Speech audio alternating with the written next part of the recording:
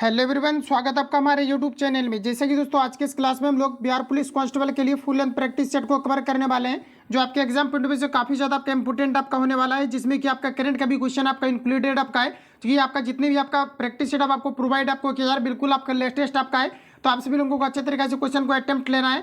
और मैं आपको बता दूं कि कितना आपकी एक्यूरेसी आपको मेंटेन हो रहा है, यही अब आपका जो है एग्जाम में भी आपका होने वाला है, क्योंकि बिल्कुल आपके एग्जाम पैटर्न पर सारा जो है आपका प्रैक्टिस सेट आपका आधारित होता है। आप सभी लोगों को अच्छे तरीके से पूरा सेट को लगाना है और एक टेस्ट के तौर पर आप सभी लोगों को देना और देखना कि कितना आपका एक्यूरेसी जो है आपका मेंटेन हो रहा है। तो ये आज की इस क्लास को शुरू करते हैं और चीज़ों को समझते हैं। तो फ्रेंड्स आज का पहला क्वेश्चन हमारे यहाँ पर आपको देखिए 1 नंबर में पूछा आ रहा है, कहा जा रहा है कि प्रति छाया बैंकिंग क्या है, ये आपको हमारे पूछा रहा है। बताएंगे आप सभी लोग यहाँ पर आपका राइट आंसर आपका क्या हो जाएगा।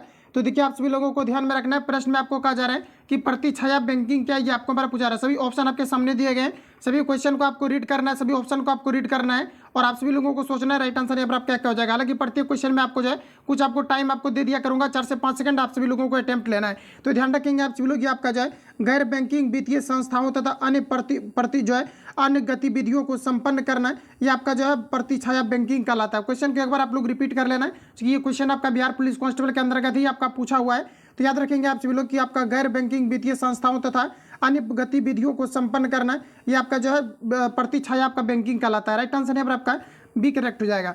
अगला क्वेश्चन देखिएगा, नेक्स्ट हमारा पूछा रहा है, कहा जा रहा है कि अभिसरण बिंदु वह बिंदु जिससे लेंस में किरणें उत्पन्न होती प्रतीत होती है उसे क्या कहा जाता है। ये आपको हमारा पूछा रहा था कि अभिसरण का मतलब होता है कि मतलब किरणों को फैला देना।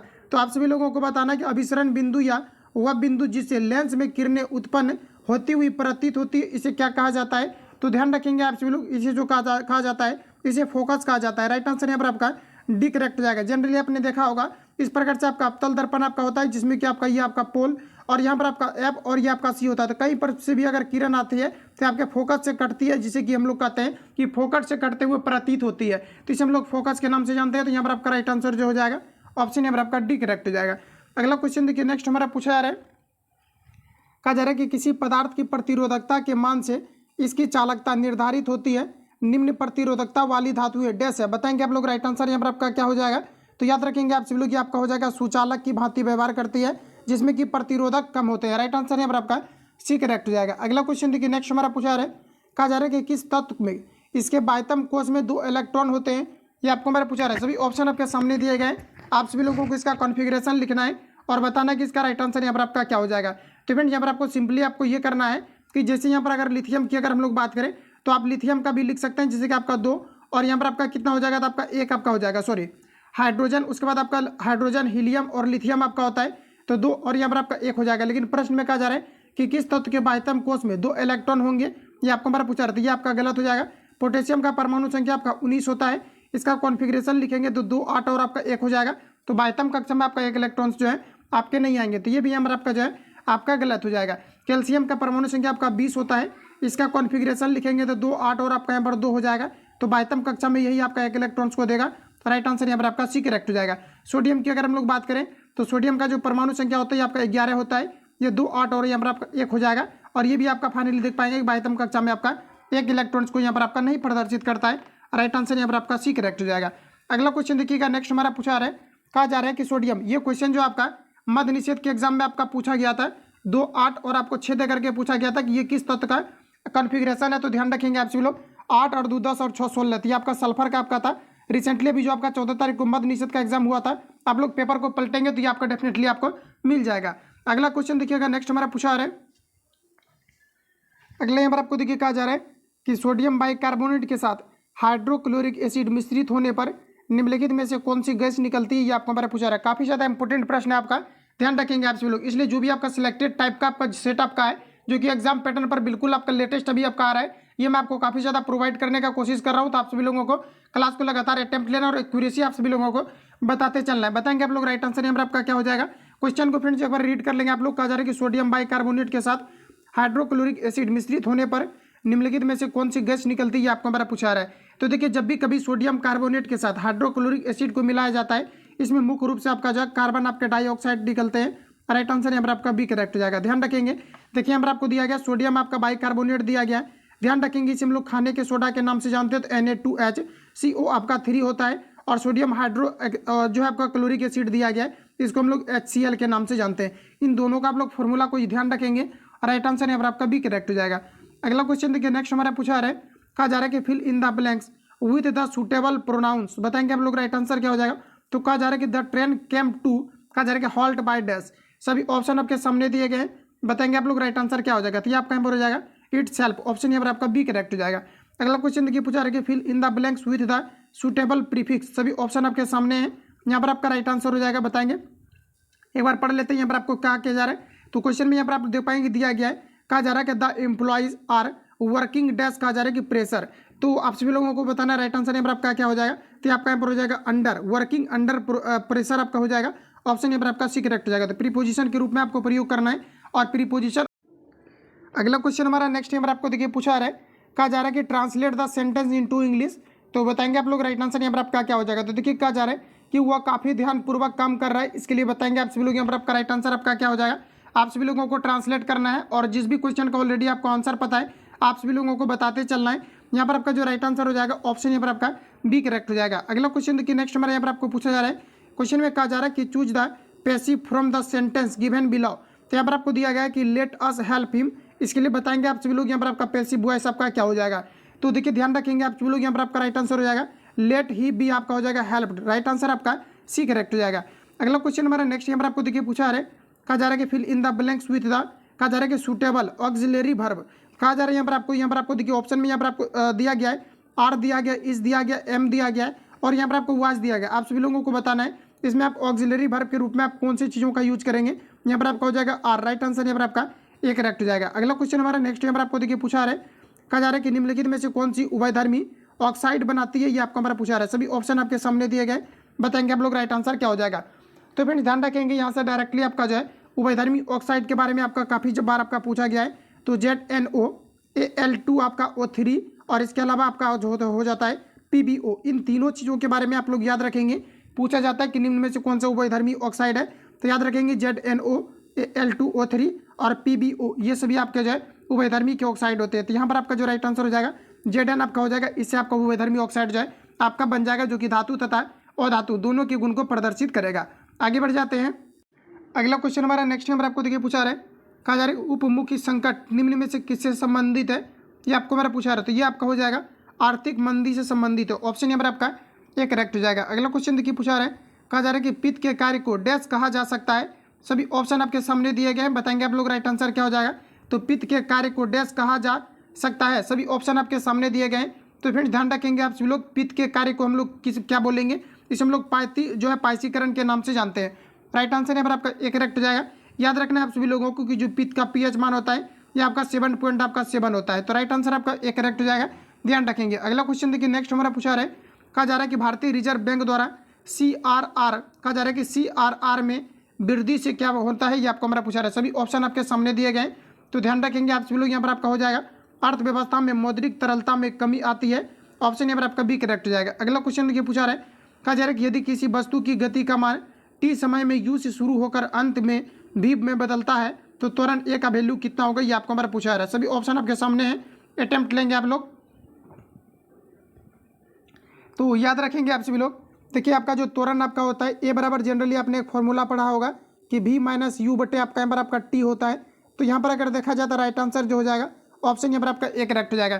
फ्रेंड्स आप सभी लोगों को ध्यान रखना है, यहाँ से क्वेश्चन एक आपका पूछा गया था गति का प्रथम समीकरण क्या होता है। तो ध्यान रखेंगे v बराबर आपका होता है u प्लस आपका at आपका होता है, और गति का जो आपका दूसरा समीकरण होता है s बराबर आपका ut प्लस आपका जो है हाफ at का आपका स्क्वायर आपका होता है। इसके अलावा आप सभी लोगों को ध्यान रखना है, तो गति का जो थर्ड समीकरण होता है ये आपका हो जाता है v स्क्वायर बराबर आपका u स्क्वायर प्लस आपका 2as हो जाता है। इन तीनों इक्वेशन को आप सभी लोगों को माइंड में फिट रखना है। यहाँ से क्वेश्चन आपका पूछा जाता है कि गति का द्वितीय समीकरण कौन सा होता है, तो आप लोग इसको लगाएंगे, ये आपका पहला और ये आपका यहाँ पर द्वितीय और यहाँ पर आपका तृतीय हो जाएगा। तो इन चीज़ों को आप सभी लोग ध्यान में रखेंगे। अगला क्वेश्चन हमारा नेक्स्ट यहाँ पर आपको देखिए पूछा जा रहा है, कहा जा रहा है कि उन्मूलन का विलोम है, बताएंगे आप लोग राइट आंसर यहाँ पर आपका क्या होगा। तो ध्यान रखेंगे आप सभी लोग, उन्मूलन का जो आपका विलोम शब्द आपका हो जाएगा ये आपका यहाँ पर हो जाएगा रोपण, ऑप्शन यहाँ पर आपका बी करेक्ट हो जाएगा। नेक्स्ट क्वेश्चन हमारा है, हजारी प्रसाद द्विवेदी हिंदी साहित्य के किस रचना में प्रसिद्ध है, ये आपको हमारे पूछा जा रहा है। तो फ्रेंड्स याद रखेंगे आप सभी लोग, यहाँ पर आपका राइट आंसर हो जाएगा इतिहासकार, ऑप्शन यहाँ पर आपका एक करेक्ट हो जाएगा। अगला क्वेश्चन हमारा कहा जा रहा है कि गेहूं और गुलाब की रचना है, सभी ऑप्शन आपके सामने दिए गए। इस प्रकार के जो भी क्वेश्चन आपको मिलता है आप सभी लोगों को ध्यान में रखना है। गेहूं और गुलाब, ये जो रचना है किनकी रचना है? तो ये आपका हो जाएगा राम वृक्ष बेनीपुरी। राइट आंसर यहाँ पर आपका सी करेक्ट हो जाएगा, ध्यान रखेंगे आप सभी लोग। अगला क्वेश्चन हमारा नेक्स्ट हमारा आपको देखिए पूछा रहा है, कहा जा रहा है कि जहाँ कहीं एकता अखंडित जहाँ प्रेम का स्वर, या किनकी रचना है? ये आपको हमारा पूछा रहा है, याद रखेंगे ये आपका यहाँ पर राइट आंसर हो जाएगा दिनकर जी की रचना है। ऑप्शन यहाँ पर आपका बी करेक्ट हो जाएगा। अगला क्वेश्चन देखिए पूछा रहा है कि निम्न में से कौन सुमेलित नहीं है? ये आपको हमारा पूछा रहा है, सभी ऑप्शन आपके सामने दिए गए, बताएंगे आप लोग राइट आंसर यहाँ पर आपका क्या हो जाएगा। तो देखिए साथियों करना आपको यहाँ पर यह है, जिस प्रकार से क्वेश्चन में आपको यहाँ पर आपको दिया गया है, देखिए जड़त्व दिया गया आपका, जड़त्व आघूर्ण से आपका संबंधित है, करेक्ट आपको कहा जा रहा है। शक्ति आपका जो है शक्ति आपका घूर्णन शक्ति हो जाएगा, संवेग आपका कोणीय संवेग हो जाएगा, और जड़त्व यहाँ पर आपको दिया गया बल आघूर्ण, ये आपका यहाँ पर गलत दिया गया, ऑप्शन यहाँ पर आपका डी करेक्ट हो जाएगा।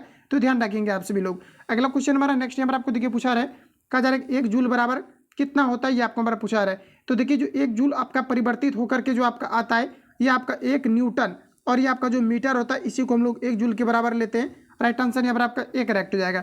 अगला क्वेश्चन देखिए नेक्स्ट हमारा पूछा जा रहा है, कहा जा रहा है कि जब किसी वस्तु को एक अवतल दर्पण के अनंत पर रखा जाता है तो उसका प्रतिबिंब निर्मित होता है।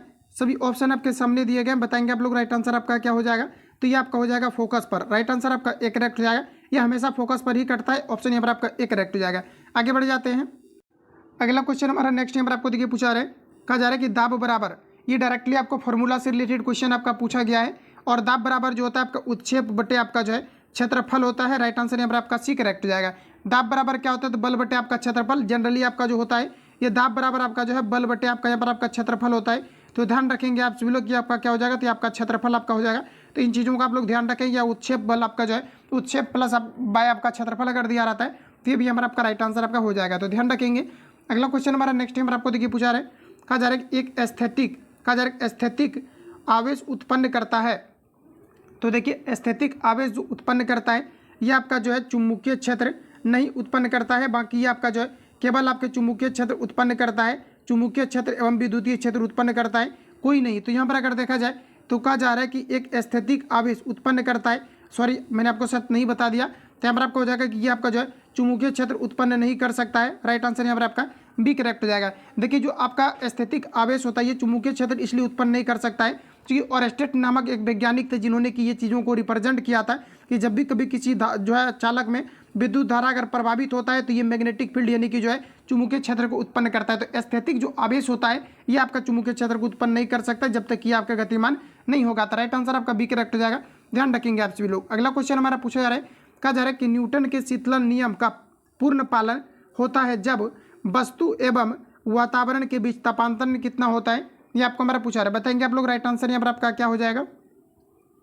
तो देखिए दोस्तों ध्यान रखेंगे आप सभी लोग, यहाँ पर जो आपका राइट आंसर हो जाएगा ये आपका 10 डिग्री से अगर कम होता है तो ये न्यूटन के शीतलन नियम का पूर्ण पालन करता है। ऑप्शन यहाँ पर आपका एक करेक्ट हो जाएगा, ध्यान रखेंगे आप सभी लोग, इंपॉर्टेंट क्वेश्चन है एग्जाम पॉइंट ऑफ व्यू से आपका।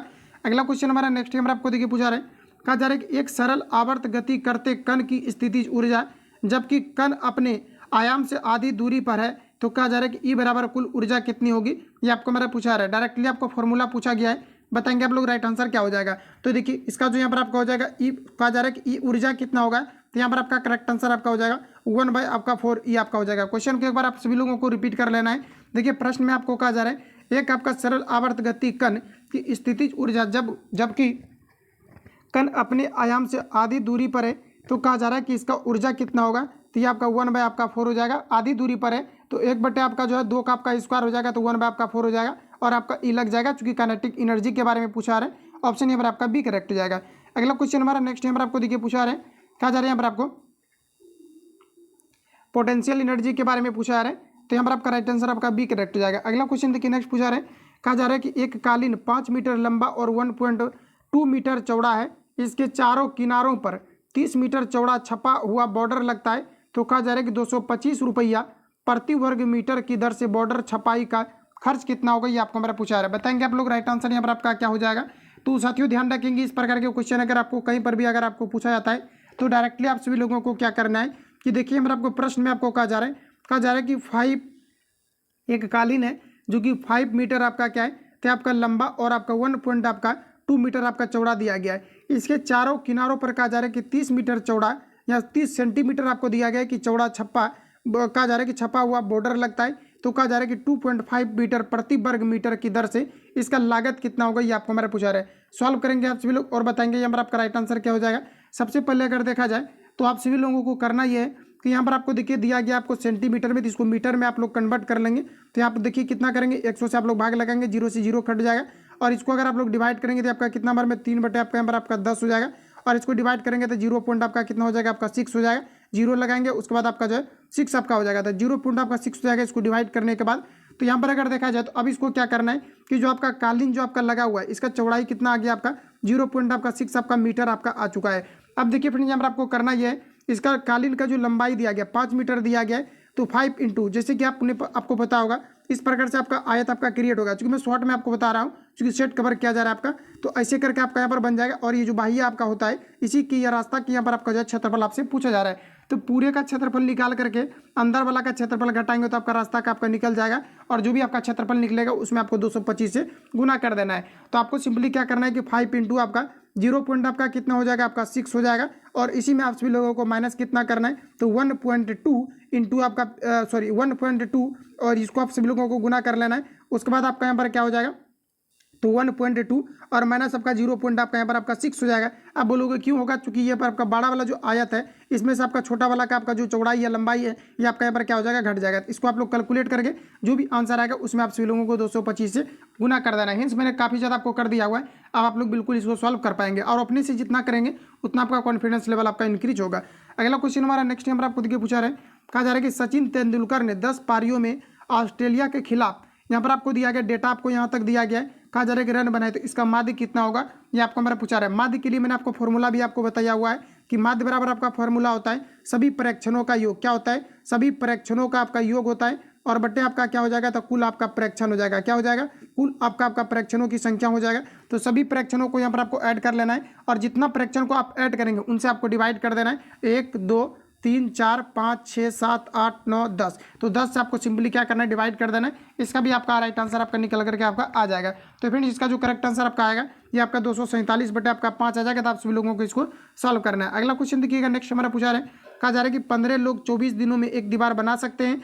इन लोगों की तुलना में आधे कुशल, कहा जा रहा है कि 24 लोग कितने दिनों में दीवार का 4/5 भाग बना सकेंगे, ये आपको हमारा पूछा रहा है। सभी ऑप्शन आपके सामने दिए गए, बताएंगे आप सभी लोग यहाँ पर आपका राइट आंसर आपका क्या हो जाएगा। ज़्यादा कुछ भी आपको नहीं करना है। देखिए यहाँ पर आपको प्रश्न में कहा जा रहा है कि 15 लोग 24 दिनों में एक दीवार को बना सकते हैं, ये आपका मिक्स प्रपोर्शन पर चला जाएगा, यानी कि आप MDH जिसको बोलते हैं। तो यहाँ पर आपको क्या करना है कि 15 और गुना आपका यहाँ पर आपका 24 हो जाएगा। तो व्यक्ति का काम क्या है, दीवार बनाना, तो दीवार को आप सभी लोग यहाँ पर क्या करेंगे, नीचे रखेंगे। अब देखिए प्रश्न में आप क्या कहा जा रहा है, कहा जा रहा है यहाँ पर आपको कहा जा रहा है कि इससे आधे कुशल, मतलब 24 यहाँ पर आपको दिया गया, तो यहाँ पर आपको कितना रखना है, 12 रखना है। उसके बाद जैसे कि मान लेते हैं कि कहा जा रहा है कि कितने दिनों में, तो x दिनों में मान लिया जाए, और नीचे आपको सिंपली क्या करना है कि यहाँ पर आपको दिया गया इतना भाग काम करता है, काम कितना कर रहा है 4/5। इसको आप लोग कैलकुलेट कर लेना, इसका भी राइट आंसर आपका निकल करके जो भी x का वैल्यू आ गया वो आपका राइट आंसर आपका यहाँ पर हो जाएगा। अगर आपको मान लिया जाए कि फिर भी अगर आपको प्रॉब्लम हो जाता है तो क्वेश्चन को आप सभी लोगों को 2-3 बार रीड करना है, क्योंकि मैं तो 2-3 बार रीड करूंगा नहीं, आप सभी लोगों को 2-3 बार रीड करना है, और जो प्रोसेस है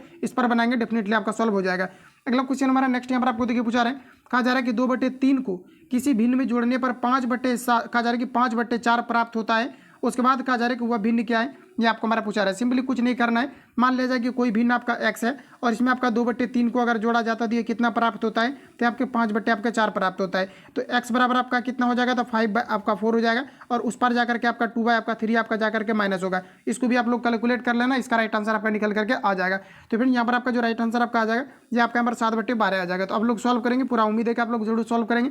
अगला क्वेश्चन हमारा पूछा रहा है, कहा जा रहा है कि 18% हानि और 17% के लाभ के बीच का अंतर 63 है, तो कहा जा रहा है कि वस्तु का क्रय मूल्य कितना होगा, ये आपको हमारा पूछा रहा है। इस पर भी मैंने आपको क्वेश्चन आपको कराया हुआ है, और मैंने एक चीज़ भी आपको रिकमेंड किया हुआ है कि जो भी आपका बिहार पुलिस कांस्टेबल के अंतर्गत आपका प्रीवियस पेपर में देखेंगे कि मैथ आपका पूछा हुआ है, सिमिलरली उसी पैटर्न पर आधारित आपका हमेशा आपका पूछा जाता है, इसलिए वही पैटर्न पर आपको और क्वेश्चन अगर टाइम है तो आप लोग बिल्कुल देख लेंगे, बताएंगे आप लोग राइट आंसर यहाँ पर आपका क्या हो जाएगा। तो देखिए फ्रेंड्स आपको करना क्या है, यहाँ पर देखिए आपको अंतर कितना का दिया है, 63 रुपया का। और जैसा कि आपको पता है कि कभी क्या होता है कि अगर एक माइनस में और दूसरा आपका प्लस में अगर दिया रहता है तो ये आपका जुटता है। मैथ में आपने अगर पढ़ा होगा तो कभी क्या होता है कि जब भी एक चीज़ आपका माइनस में और दूसरा आपका प्लस में दिया रहता है तो अपोजिट डायरेक्शन में क्या हो जाता है, आपका जुट जाता है। जैसे अपोजिट डायरेक्शन में 2 रेलगाड़ी जाती है तो कैसे जुट जाता है, सिमिलरली उसी टाइप से आपका यहाँ पर क्या हो जाएगा, तो जुट जाता है। तो चलिए इसको हम लोग यहाँ पर सॉल्व करते हैं। तो पूरा अगर देखा जाए पूरा आपका कितना है 63 आपका है, तो 63 यहाँ पर आपका अंतर हो जाएगा और इन दोनों का अंतर निकालेंगे 18 और आपका 17 कितना हो जाएगा आपका 35। अब प्रश्न में आपको कहा जा रहा है कि इसका जो आपका क्रय मूल्य है ये कितना है, तो क्रय मूल्य हम लोग जो है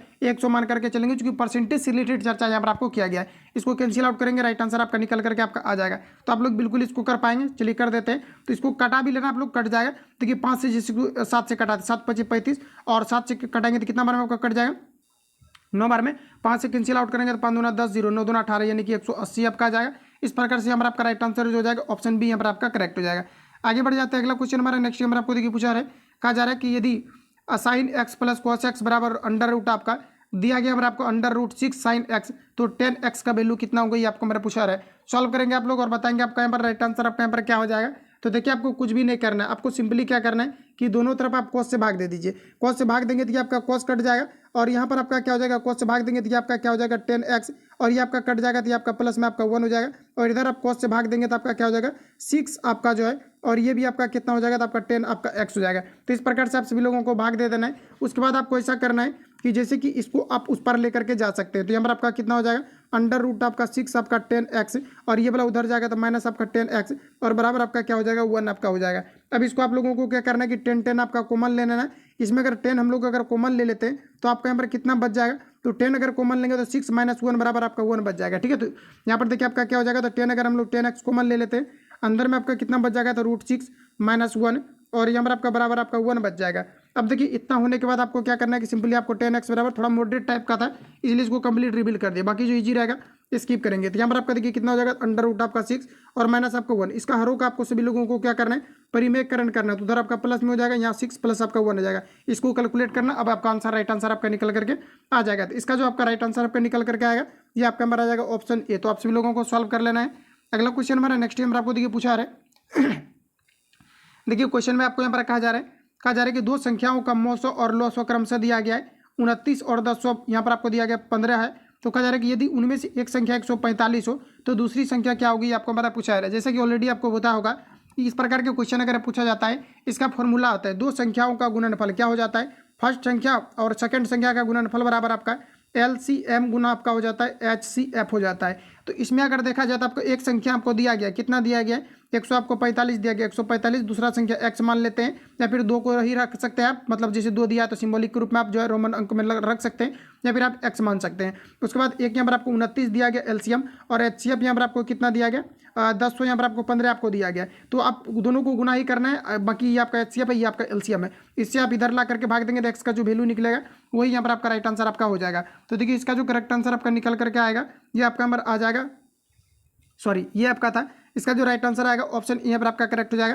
तो आप सभी लोगों को डिवाइड कर लेना है। अगला क्वेश्चन हमारा नेक्स्ट नंबर आपको देखिए पूछा रहे, कहा जा रहा है कि एक समान बहुभुज के सभी आंतरिक कोणों का योग यहाँ पर आपको दिया गया 1440 है। तो कहा जा रहा है कि बहुभुज के कितने विकर्ण होंगे ये आपको हमारा पूछा रहा है। इसके लिए देखिए आपका डायरेक्टली आपका फॉर्मूला ही होता है, इस पर आप सभी लोगों को सॉल्व करना है। जब भी कभी इस प्रकार से क्वेश्चन आपका पूछा जाता है तो आपको सिंपली क्या करना है कि n-2 विकर्ण की संख्या पूछेगा, n-2 आपका इंटू आपका 180 बराबर जो आपको दिया है उसको आप लोग सिंपली लिख देंगे 1440। अब आपको इसको कैलकुलेट कर लेना है, इसका राइट आंसर आपका निकल करके आ जाएगा। इसका जो आंसर आपका आएगा 35 आ जाएगा। तो इसको आप लोग बिल्कुल सॉल्व कर पाएंगे। अगला क्वेश्चन हमारा नेक्स्ट देखिए पूछा रहे, कहा जा रहा है कि एक चतुर्भुज का क्षेत्रफल 324 सेंटीमीटर स्क्वायर और इसके एक विकर्ण की लंबाई दिया गया है 36 सेंटीमीटर। तो इस चतुर्भुज की प्रत्येक भुजा की लंबाई क्या है ये आपको मेरा पूछा रहा है। तो सिंपली आप ऐसे भी कर सकते हैं, इस चतुर्भुज एक आपको यहाँ पर क्रिएट कर लेना है। तो चलिए हम लोग कर लेते हैं। हालांकि अगर देखा जाए तो इसको बिना बनाए हम लोग जो डायरेक्ट इसको सॉल्व कर लेते हैं। चतुर्भुज का देखिए जो यहाँ पर आपको दिया गया क्षेत्रफल आपको दिया गया और यह जो आपका होता है यह हाफ गुना आधार गुना ऊंचाई आपका होता है। तो ध्यान रखिए, सॉरी हाफ गुना विकर्णों का गुणनफल या फिर अब जो है हाफ गुना आधार गुना ऊंचाई करेंगे तो ये आपका यहाँ पर क्या हो जाएगा 36। और एक यहाँ पर आप देख पाएंगे दूसरा आपको जो है पूछा रहा है कि प्रत्येक भुजा की लंबाई कितनी होगी ये आपको हमारा पूछा है। तो मान लेते हैं कि यहाँ पर आपका डी और डी जो निकलेगा इसको हम लोग देख लेते हैं कि डी जैसे आपका निकल जाएगा। सिंपली देखिए अगर ऐसा आपको कन्फ्यूजन अगर हो रहा है तो एक आप यहाँ पर बना लो। इस प्रकार से आपको क्या करना है कि सिंपली आपको बना लेना है और बनाने के बाद आपको क्या करना है कि इस प्रकार से आपको यहाँ पर खींच देना है। और देखिए यहाँ पर आपको कहा जा रहा है कि एक यहाँ पर आपको लंबाई आपको दिया गया विकर्ण की, कहा जा रहा है एक विकर्ण की लंबाई दिया गया है। तो जैसे कि मान लेते हैं कि आपका विकर्ण एक आपका यहाँ पर आपको 36 आपको दिया गया है। उसके बाद देखिए जो इसका यहाँ पर आपको दिया गया क्षेत्रफल आपको दिया गया। तो देखिए इसका जो क्षेत्रफल आपका होता है यह हाफ गुना आपका विकर्णों का गुणनफल आपका होता है। एक विकर्ण आपको 36 दिया गया, दूसरा हम लोग डी मान लेते हैं और बराबर यहाँ पर आप लोगों को 324 रखना है। तो देखिए आपका डी का आपका वैल्यू निकल जाएगा। इसको कैलकुलेट करेंगे 2 से जैसे आपका 18 बार में कट जाएगा और इसको फिर आप लोगों को इसमें जो है 354 में आप सभी लोगों को भाग लगाना है 18 से। तो 354 में अगर आप लोग 18 से अगर भाग लगाएंगे तो ये जो आपका कट जाएगा, ये आपका 18 बार में ही आपका कट जाएगा, चूँकि 18 2 36 एक बार में आपका लग जाएगा। तो आपका डी बराबर जो निकल करके आपका ये कितना आ जाएगा, आपका 18 आ जाएगा। यानी कि डायरेक्टली करने का मतलब है कि इस प्रकार से आपका एक आपका चतुर्भुज आपका बनेगा और एक आपका यहाँ पर दिया गया है 36 और दूसरा का जो विकर्ण आपका निकल करके आया ये कितना है आपका, ये आपका 18 आया हुआ है। अब देखिए हमें निकालना क्या है, तो भुजा निकालना है। तो देखिए भुजा निकालने के लिए हम लोग क्या करेंगे, इसका जो हो जाएगा ये आपका 18 पूरा है तो आपका आधा कितना हो जाएगा, तो आधा जो हो जाएगा ये आपका यहाँ पर 9 हो जाएगा और यहाँ से यहाँ आपका 36 है तो आपका कितना हो जाएगा, 18 हो जाएगा। अब देखिए निकालना हमें ये है कर्ण टाइप का, यहाँ पर आप देख पाएंगे कि समकोण राइट एंगल ट्रायंगल आपका बन चुका है। तो यहाँ पर आपका क्या हो जाएगा, तो 9 का स्क्वायर और प्लस आपका क्या हो जाएगा 18 का स्क्वायर। अब इसको तो आप लोग आराम से कैलकुलेट कर सकते हैं। इसका जो राइट आंसर आपका फाइनली निकल करके आएगा ये आपका निकल करके आ जाएगा 9 रूट आपका 5 आ जाएगा। इसको आप लोग सॉल्व कर लेना, राइट आंसर यहाँ पर आपका सी करेक्ट हो जाएगा। अगला क्वेश्चन हमारा नेक्स्ट नंबर आपको देखिए पूछा रहे हैं, कहा जा रहा है कि a प्लस 1/a बराबर 8, तो a क्यू प्लस आपको दिया गया 1/a क्यू का वैल्यू कितना होगा, ये आपको हमारा पूछा रहा है। तो ध्यान रखेंगे आप सभी लोग, इसके लिए आपका फॉर्मूला होता है। फॉर्मूला आपका यहाँ पर ये होता है, जैसे कि यहाँ पर आप लोग देख पाएंगे इसका फॉर्मूला आता है a क्यू और यहाँ पर आपका हो जाएगा माइनस आपका a क्यू माइनस आपका जो हो जाता है ये आपका यहाँ पर हो जाता है 3a। इस पर आप सभी लोगों को सॉल्व कर लेना है। देखिए इसको हम लोग कैसे सॉल्व करते हैं, तो देखिए आपको एक क्यू यानी 8 का आप सभी लोगों को क्या करना है, क्यू 8 का क्यू करेंगे तो 512 और माइनस आपका 3 इंटू यहाँ पर आपका 8 हो जाएगा। तो 8 या कितना हो जाएगा आपका 24, 512 में आप सभी लोगों को 24 को माइनस करना है। डेफिनेटली आप लोग कर लेंगे। इसका जो राइट आंसर आपका आ जाएगा 488 आ जाएगा। ऑप्शन यहाँ पर आपको बी में दिया गया है, राइट आंसर यहाँ पर आपका बी करेक्ट हो जाएगा। आगे बढ़ जाते हैं, अगला क्वेश्चन हमारा नेक्स्ट यहाँ पर आपको देखिए पूछा रहे, कहा जा रहा है कि दी सोशल कॉन्ट्रैक्ट नामक पुस्तक के लेखक कौन है, ये आपको हमारा पूछा रहा है। दोस्तों याद रखेंगे आप सभी लोग, ये जो लिखा गया है रूसो के द्वारा लिखा गया। ऑप्शन बी यहाँ पर आपका राइट हो जाएगा। अगला क्वेश्चन हमारा कि वियतनाम युद्ध की समाप्ति किस अमेरिकी राष्ट्रपति के समय में हुई, ये आपको हमारा पूछा जा रहा है। याद रखेंगे आप सभी लोग, यहाँ पर आपको हो जाएगा निक्सन के समय में हुआ था। इन दोनों क्वेश्चन को एक बार फिर से आप लोग रिपीट करेंगे। कहा जा रहा है कि द सोशल कॉन्ट्रैक्ट नामक पुस्तक किसने लिखा है, तो आपका हमारा रूसो हो जाएगा, क्योंकि इंपॉर्टेंट क्वेश्चन है आपका, इसलिए चूंकि रिपीटेड क्वेश्चन है तो आप सभी लोगों को कवर करा रहे हैं। अगला हमारा देखिए कहा जा रहा था कि वियतनाम युद्ध की समाप्ति किस अमेरिकी राष्ट्रपति के समय में हुआ था, तो आपका नंबर हो जाएगा निक्सन। ऑप्शन यहाँ पर आपका जो है बी करेक्ट हो जाएगा। अगला क्वेश्चन हमारा कहा जा रहा है कि गोत्र शब्द का प्रयोग सर्वप्रथम कहाँ हुआ था, ये आपको हमारा पूछा रहा है। सभी ऑप्शन आपके सामने दिए गए, राइट आंसर यहाँ पर आपका हो जाएगा ऋग्वेद में। ऑप्शन यहाँ पर आपका बी करेक्ट हो जाएगा। आगे बढ़ जाते हैं, अगला क्वेश्चन हमारा नेक्स्ट यहाँ पर आपको देखिए पूछा रहा है, कहा जा रहा है कि त्रिपिटक क्या है, ये आपको हमारा पूछा रहा है। याद रखेंगे आप सभी लोग, त्रिपिटक एक प्रकार का आपका बौद्ध साहित्य है। ऑप्शन डी करेक्ट हो जाएगा। अगला क्वेश्चन है, सारनाथ स्तंभ का निर्माण कराया था, बताएंगे आप लोग, राइट आंसर आपका क्या हो जाएगा। तो फ्रेंड्स याद रखेंगे कि सारनाथ स्तंभ का जो निर्माण कराया गया था ये कराया गया था अशोक के द्वारा। ऑप्शन यहाँ पर आपका बी करेक्ट हो जाएगा, ध्यान रखेंगे। आगे बढ़ जाते हैं, अगला क्वेश्चन हमारा नेक्स्ट यहाँ पर आपको देखिए पूछा रहा है, यहाँ पर आपको सूची 1 से आपको सूची 2 से आपको आप सभी लोगों को मिलान करना है। तो यहाँ पर आप लोग जैसा कि यहाँ पर आप लोग देख पाएंगे, कहा जा रहा है कि सूची 1 को सूची 2 से सुमेलित कीजिए और सूचियों के नीचे दिए गए कूट का प्रयोग करके सही उत्तर का चयन कीजिए। तो बताएंगे आप लोग, राइट आंसर यहाँ पर आपका क्या हो जाएगा।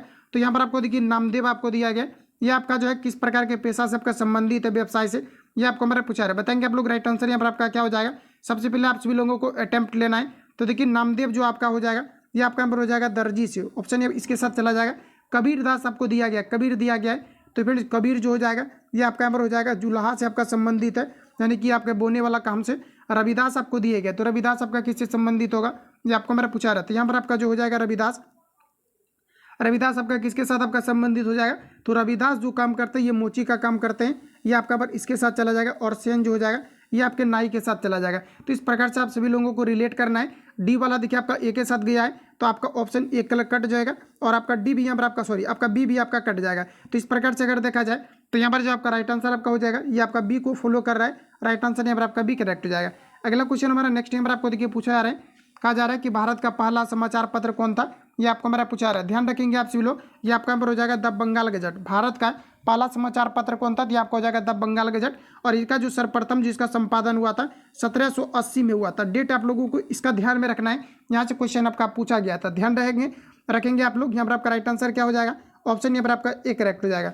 आगे बढ़ जाते हैं, अगला क्वेश्चन हमारा नेक्स्ट यहाँ पर आपको देखिए पूछा रहा है, कहा जा रहा है कि कलकत्ता के सुप्रसिद्ध प्रेसिडेंसी कॉलेज पूर्व हिंदू कॉलेज की स्थापना किसने की थी, ये आपको मेरा पूछा जा रहा है। तो ये किया गया था राजा राम मोहन राय के द्वारा, और ये जो फ्रेंड्स आपका किया गया था ये 1817 में किया गया था। ध्यान रखेंगे, राइट आंसर यहाँ पर आपका बी करेक्ट हो जाएगा। आगे बढ़ जाते हैं, अगला क्वेश्चन हमारा नेक्स्ट यहाँ पर आपको देखिए पूछा रहे कि निम्नलिखित में से किसे भारतीय अशांति के जनक के रूप में जाना जाता है, ये आपको मेरा पूछा जा रहा है। तो ये जाना जाता है लोकमान्य तिलक को। राइट आंसर आपका सी करेक्ट हो जाएगा। रिपीटेड क्वेश्चन है, आप सभी लोगों को माइंड में फिट कर लेना है। अगला क्वेश्चन हमारा पूछा रहा है कि भारतीय राष्ट्रीय कांग्रेस के किस अधिवेशन में बाल गंगाधर तिलक ने अभिव्यक्त किया था कि स्वराज मेरा जन्मसिद्ध अधिकार है और मैं इसे लेकर रहूंगा। ये आपको हमारा पूछा रहा है। सभी ऑप्शन आपके सामने दिए गए हैं, बताएंगे आप लोग राइट आंसर क्या हो जाएगा। तो ये आपका यहाँ पर हो जाएगा लखनऊ अधिवेशन 1916। ऑप्शन यहाँ पर आपका डी करेक्ट हो जाएगा।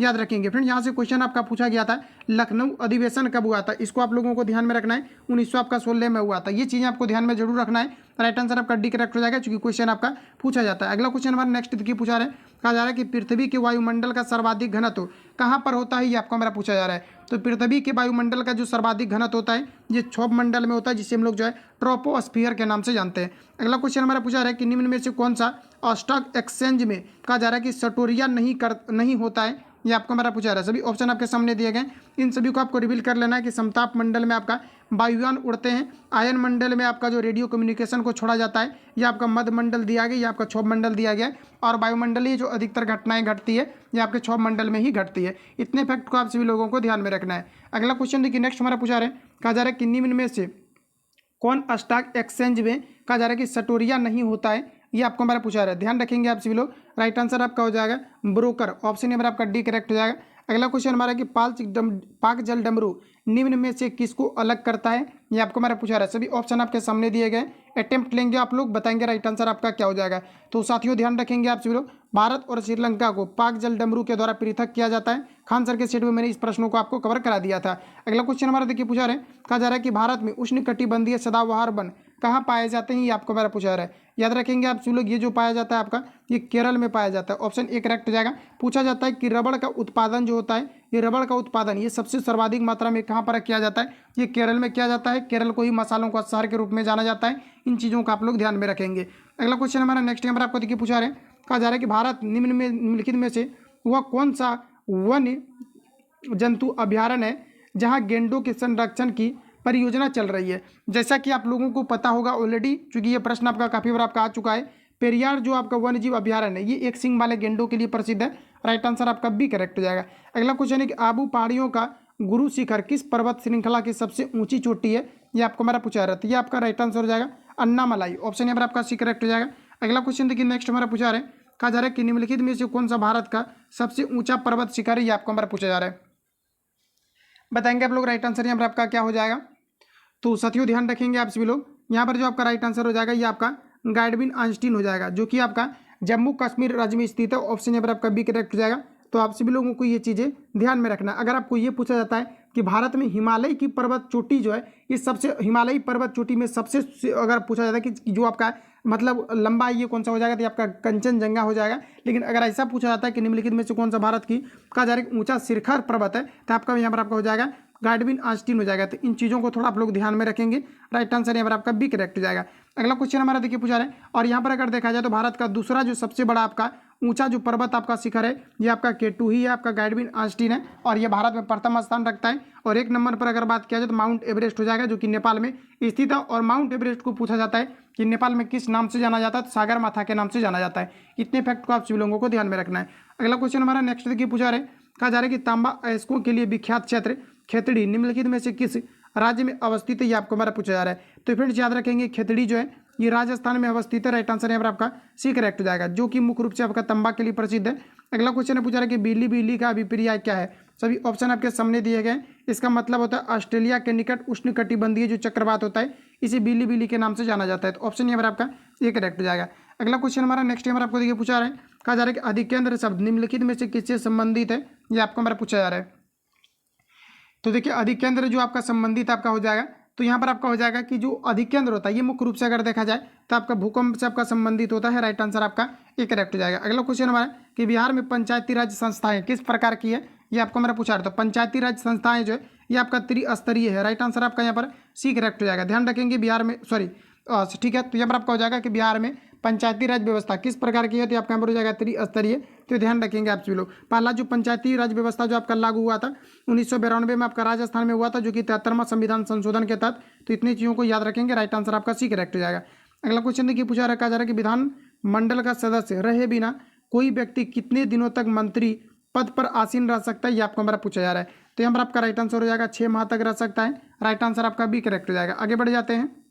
अगला क्वेश्चन हमारा नेक्स्ट यहाँ पर आपको देखिए पूछा जा रहा है कि निम्नलिखित में से कौन सा एक कार्यपालिका का अंग है, चयन करें। तो कार्यपालिका के अंग निम्न में से कौन सा आपको दिया गया है, ये आप सभी लोगों को बताना है। तो यहाँ पर आपको अगर देखा जाए तो कार्यपालिका का अंग हो जाएगा उप निरीक्षक पुलिस, ये आपका कार्यपालिका का अंगक है। राइट आंसर आपका डी करेक्ट हो जाएगा। अगला क्वेश्चन देखिए, नेक्स्ट हमारा पूछा रहे, कहा जा रहा है कि भारत के राष्ट्रपति द्वारा लोकसभा में एंग्लो इंडियन समुदाय के कितने सदस्यों को मनोनीत किया जा सकता है, ये आपको हमारा पूछा जा रहा है। तो एंग्लो इंडियन में टोटल 2 सदस्यों को मनोनीत किया जाता है और राज्यसभा में 12 सदस्यों को मनोनीत किया जाता है, जो कि कला विज्ञान या किसी भी क्षेत्र में जो है जो सक्षम होते हैं, मतलब जो आप एक तरह से बोल सकते हैं कि जो काफ़ी ज़्यादा वो होते हैं, तो उसको जो है यहाँ पर आपका मनोनीत किया जाता है राज्यसभा से, और 2 सदस्यों को जो है एंग्लो इंडियन से मनोनीत आपका किया जाता है। तो यहाँ पर जो आपका राइट आंसर हो जाएगा 2 आपका हो जाएगा, ऑप्शन ए करेक्ट हो जाएगा। अगला क्वेश्चन हमारा है, कहा जा रहा है कि भारत के किन 2 राज्यों के लिए एक ही उच्च न्यायालय है, ये आपको मेरा पूछा रहा है। सभी ऑप्शन आपके सामने दिए गए, बताएंगे आप लोग राइट आंसर यहाँ पर आपका क्या हो जाएगा। तो साथियों ध्यान रखेंगे आप सभी लोग, ऐसा कौन सा राज्य है जिसका कि एक ही उच्च न्यायालय है। तो यहाँ पर जो आपका राइट आंसर आपका हो जाएगा, ये आपका यहाँ पर हो जाएगा हरियाणा व पंजाब, इसका चंडीगढ़ जो है एक ही आपका मुख्य न्यायालय है। राइट आंसर आपका बी करेक्ट हो जाएगा, उच्च न्यायालय। अगला क्वेश्चन हमारा नेक्स्ट नंबर आपको देखिए पूछा रहे, कहा जा रहा है कि भारत की संविधान सभा किसके अनुसार गठित की गई है, ये आपको हमारा पूछा रहा है। इंपोर्टेंट क्वेश्चन रहेगा एग्जाम पॉइंट ऑफ व्यू से आपका, बताएंगे आप सभी लोग यहाँ पर आपका राइट आंसर आपका यहाँ पर क्या हो जाएगा। तो ध्यान रखेंगे आप सभी लोग, ये आपका यहाँ पर हो जाएगा मंत्रिमंडल शिष्टमंडल योजना, कैबिनेट मिशन योजना। राइट आंसर यहाँ पर आपका डी करेक्ट हो जाएगा। अगला क्वेश्चन हमारा नेक्स्ट देखिए पूछा रहे, कहा जा रहा है कि कृषि के क्षेत्र में सामान्यतः किस प्रकार की बेरोजगारी पाई जाती है, पूछा हुआ क्वेश्चन है आपका, बताएंगे आप लोग राइट आंसर क्या हो जाएगा। तो याद रखेंगे ये आपको हो जाएगा छिपी हुई बेरोजगारी, ऑप्शन यहाँ पर आपका ए करेक्ट हो जाएगा। अगला क्वेश्चन, प्राथमिक स्वास्थ्य की सुविधा प्रदान किसका दायित्व बनाता है, ये आपको हमारा पूछा जा रहा है। तो आपका यहाँ पर हो जाएगा सरकार का, ऑप्शन सी यहाँ पर आपका करेक्ट हो जाएगा, जो कि भारतीय संविधान के अंतर्गत वर्णित है। अगला क्वेश्चन हमारा पूछा रहा है कि पूंजीवादी व्यवस्था की मूल विशेषता कौन सी है, ये आपको हमारा पूछा रहा है। सभी ऑप्शन आपके सामने दिए गए, बताएंगे आप लोग राइट आंसर यहाँ पर आपका क्या हो जाएगा।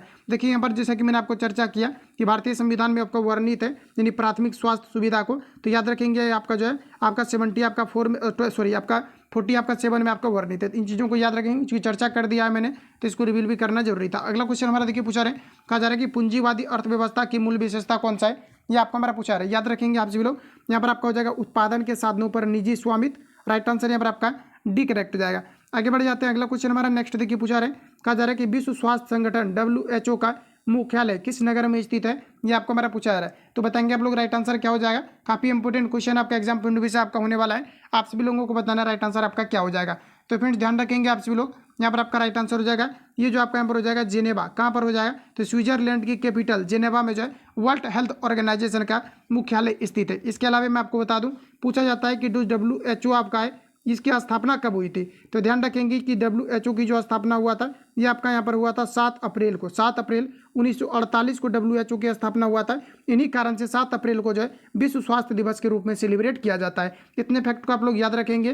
राइट आंसर यहाँ पर आपका जो है सी यहाँ पर आपका करेक्ट हो जाएगा। इसके अलावा क्वेश्चन आपका पूछा जाता है कि जो है आपका अपराध न्यायालय कहाँ पर स्थित है, अंतर्राष्ट्रीय अपराध न्यायालय कहाँ पर स्थित है। तो ध्यान रखेंगे ये आपका जो है हेग में जो है द अंतर्राष्ट्रीय जो है आपका अंतर्राष्ट्रीय न्यायालय आपका स्थित है। इसके अलावा पूछा जाता है कि UN का मुख्यालय कहाँ है, यूनाइटेड नेशन का मुख्यालय कहाँ है, तो ये आपका हो जाएगा न्यूयॉर्क में स्थित है। इसके अलावा क्वेश्चन आपका पूछा जाता है नबार्ड से रिलेटेड, बाकी आप देख लेते हैं कि नबार्ड आपको यहाँ पर आपको दिया गया है, यहाँ पर हम लोग रिवील कर लेते हैं। अगला क्वेश्चन देखिए पूछा रहे, कहा जा रहा है कि नबार्ड का मुख्य कार्य क्या होता है, ये आपको बार पूछा रहे, बताएंगे आप लोग राइट आंसर आपका क्या हो जाएगा। तो देखिए नबार्ड जो आपका मुख्य रूप से होता है ये ग्रामीण शाखा का संचालन करता है, ऑप्शन नंबर आपका बी करेक्ट हो जाएगा।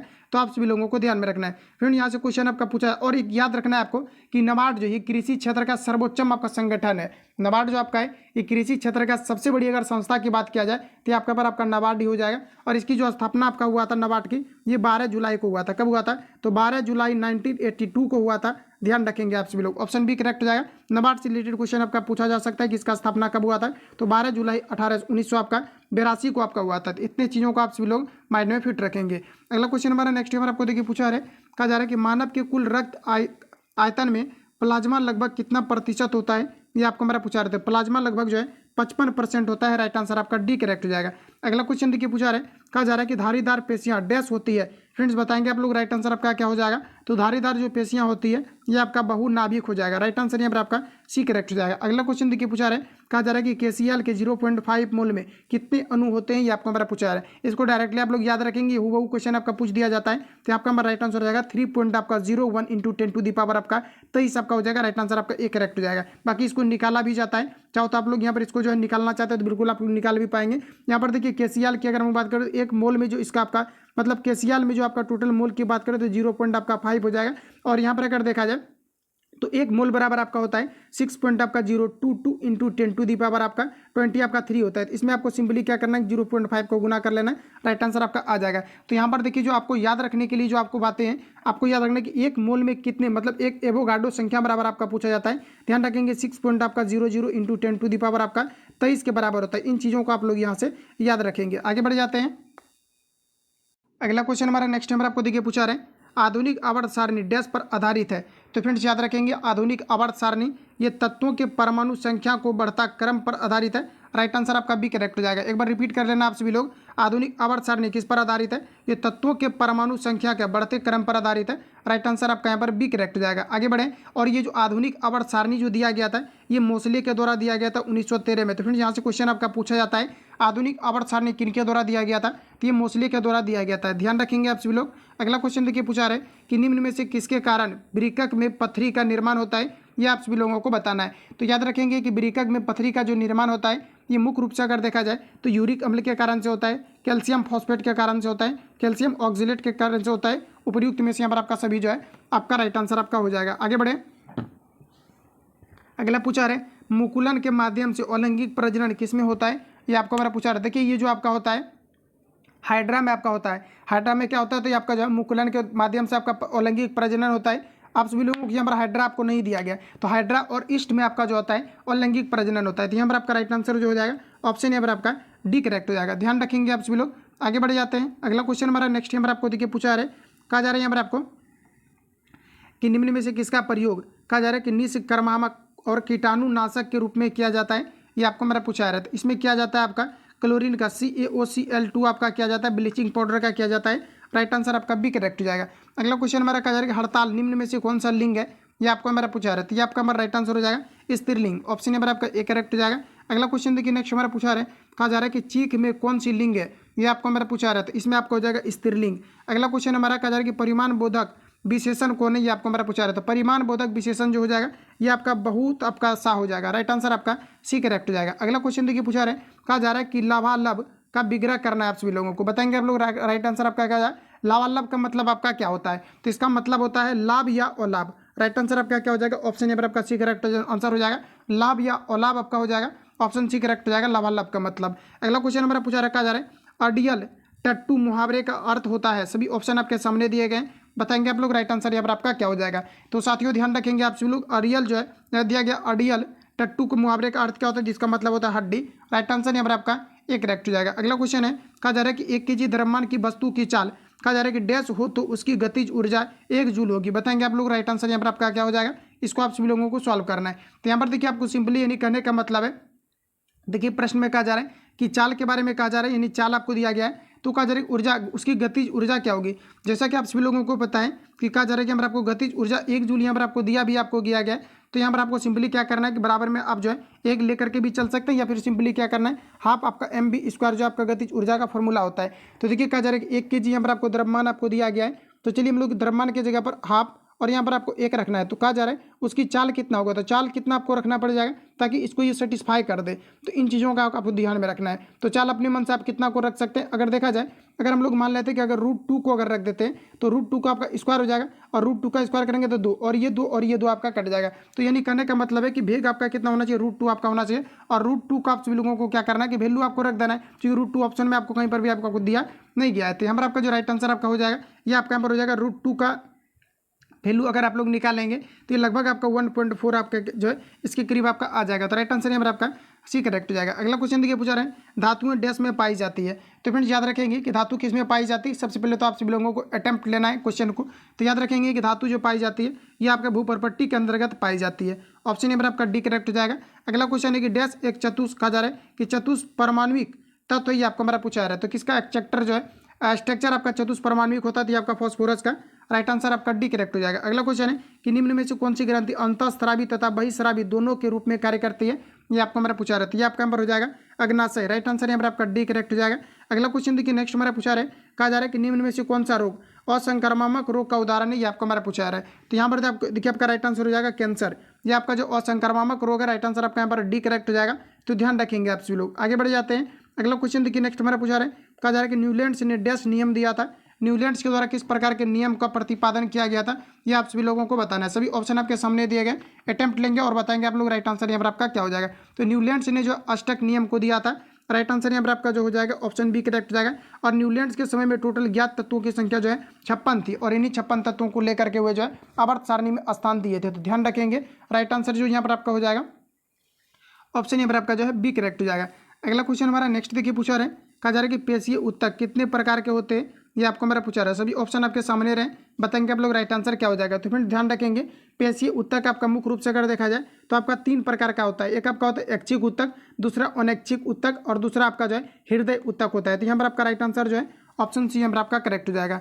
आगे बढ़ जाते हैं, अगला हमारा देखिए करंट से रिलेटेड क्वेश्चन आपका पूछा रहा है कि किस राज्य के पूर्व मुख्यमंत्री प्रकाश सिंह बादल का 25 अप्रैल 2023 को निधन हो गया, ये आपको मेरा पूछा जा रहा है। तो देखिए यहाँ पर आपका राइट आंसर हो जाएगा पंजाब, ऑप्शन यहाँ पर आपका सी करेक्ट हो जाएगा। अगला क्वेश्चन है, नेपाल की राजधानी काठमांडू में आयोजित NSC CABA महिला वॉलीबॉल का जा रहा है कि चैलेंज कप का खिताब किसने जीता है, ये आपको मेरा पूछा जा रहा है। बताएंगे आप लोग राइट आंसर क्या हो जाएगा।